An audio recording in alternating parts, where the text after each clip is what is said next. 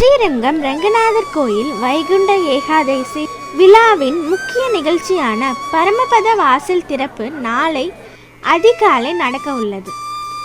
இதற்காக உற்சவர் நம்பெருமான் நாளை அதிகாலை 4:30 மணி அளவில் ரத்தின அங்கி, பாண்டியன் கொண்டை, கிளிமாலை உள்பட பல்வேறு சிறப்பு ஆபரணங்கள் அணிந்து மூலஸ்தானத்திலிருந்து சிம்ம கதியில் புறப்பட்டு வெளியில் வருவார்.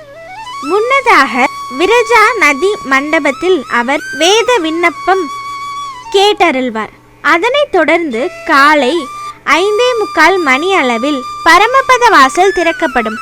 அப்போது நம்பெருமாள் பக்தர்கள் புடைசூழ பரமபத வாசலை கடந்து 1000 கால் மண்டபத்தில் உள்ள திருமாமணி மண்டபத்தில் எழுந்தருளி நள்ளிரவு வரை பக்தர்களுக்கு சேவை சாதிப்பார்.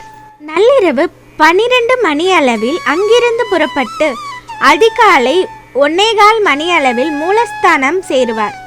விழாவையொட்டி ஸ்ரீரங்கம் மற்றும் சுற்றுப்புற பகுதிகள் விழாக்கோலம் பூண்டுள்ளன. ஸ்ரீரங்கம் வைகுண்ட ஏகாதசி விழாவை முன்னிட்டு மாவட்ட நிர்வாகம் நாளை திருச்சி மாவட்டத்திற்கு உள்ளூர் விடுமுறை அறிவித்துள்ளது.